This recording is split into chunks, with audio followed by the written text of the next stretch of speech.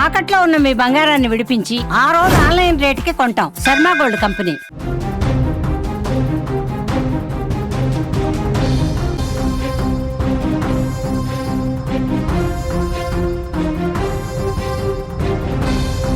కేరళలో షాకింగ్ ఘటన. జైలు నుంచి పారిపోయిన ఖైదీ కన్నూరు జైల్లో జీవిత ఖైదీగా గుర్తింపు. 2011 సౌమ్య కేసులో జీవిత ఖైదు.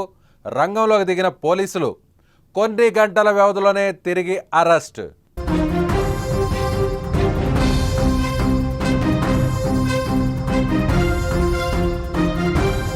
కేరళలో షాకింగ్ ఘటన చోటు చేసుకుంది. అత్యాచారం, హత్య కేసులో జీవిత ఖైదీ అనుభవిస్తున్న గోవిందస్వామి అనే ఖైదీ నిఘా కళ్ళు గప్పి చాకచక్యంగా తప్పించుకున్నాడు. 25 అడుగుల ఎత్తున్న జైలు గోడ దూకి పారిపోయాడు. ఆశ్చర్యం ఏంటంటే ఖైదీ వికలాంగుడు కావడం విశేషం. ఒక చెయ్యి లేదు, అయినా కూడా గోడ దూకి పారిపోవడం అధికారుల్ని కలవరపాటుకు గురిచేసింది. 2011 సౌమ్య అత్యాచారం, హత్య కేసులో దోషిగా తేలిన గోవిందస్వామి ప్రస్తుతం కన్నూరు సెంట్రల్ జైల్లో జీవిత ఖైదీ అనుభవిస్తున్నాడు. అయితే శుక్రవారం ఉదయం అధికారులు తనిఖీ చేస్తుండగా గోవిందస్వామి తప్పించుకున్నట్లు గుర్తించిన అధికారులకు సమాచారం అందింది. రంగంలోకి దిగిన అధికారులు సీసీటీవీ ఫుటేజ్ ఆధారంగా కొన్ని గంటల వ్యవధిలోనే అరెస్టు చేశారు. గోవిందస్వామి ఒక శిథిలావస్థలో ఉన్న భవనం దగ్గర బావిలో దాక్కున్నప్పుడు పట్టుబడ్డాడు.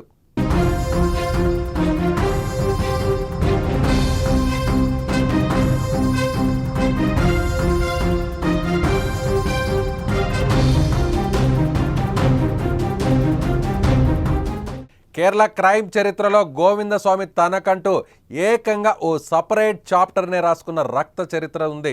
Govindaswamy alias Charlie Thomas Kerala crime హిస్టరీలో ఒక స్పెషల్ క్యారెక్టరే ఉంది. 2011లో పంజాబ్ కేరళ ఎక్స్ప్రెస్లో ప్రయాణిస్తున్న ఓ యువతిపై అత్యంత పాశవికంగా దాడి చేసి ఆమెను ట్రైన్ నుంచి తోసేసి తాను కూడా దూకి అత్యాచారం చేసి ఆమె వద్ద ఉన్న వస్తువులను తీసుకొని పరారయ్యాడు. ఈ రాక్షసుడు ఎంత దుర్మార్గుడంటే ఆ తర్వాత ఆమె హాస్పిటల్లో చికిత్స పొందుతూ చనిపోయింది. ఈ కేసు అప్పట్లో దేశవ్యాప్తంగా సంచలనమైంది. గోవిందస్వామికి ఒక చెయ్యి మాత్రమే ఉంటుంది, అయినా ఇంత ఘోరానికి పాల్పడ్డాడు. ఆ తర్వాత కోర్టులు, కేసులు, విచారణ తర్వాత గోవిందస్వామికి జీవిత ఖైదు పడింది. కన్నూరు సెంట్రల్ జైల్లో హై సెక్యూరిటీ సెల్లో ఉన్న గోవిందస్వామి ఒక్కసారిగా జైల్లోని ఇనుప చువ్వలను వంచేసి జైలు గోడకు పొడవాటి వస్త్రాన్ని కట్టి దాని ద్వారా పారిపోయాడు. అయితే సీసీటీవీ ఫుటేజ్లో జైలు నుంచి తప్పించుకొని రోడ్డుపై నడుచుకుంటూ వెళ్తున్నట్లు కనిపించింది. వెంటనే డాగ్ స్క్వాడ్ రంగంలో దిగి బావిలో దాక్కున్న గోవిందస్వామి దొరికిపోయాడు.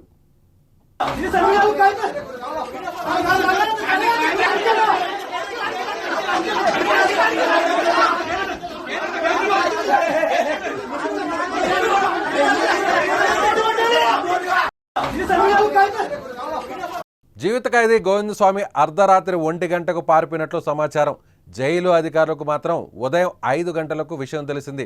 పోలీసులకు ఉదయం 7 గంటలకు సమాచారం అందింది. సాధారణంగా జైలు గోడపై విద్యుత్ కంచి ఉంటుంది. ఆశ్చర్యంగా గోవిందస్వామి జైలు నుంచి తప్పించుకునేటప్పుడు విద్యుత్ ఆఫ్ చేసినట్లు తెలుస్తోంది. గోవిందస్వామి చాకచక్యంగా తప్పించుకున్నాడా లేక పారిపోవడానికి ఎవరైనా సహాయం చేశారా అన్న కోణంలో గోవిందస్వామిని పోలీసులు ప్రశ్నిస్తున్నారు.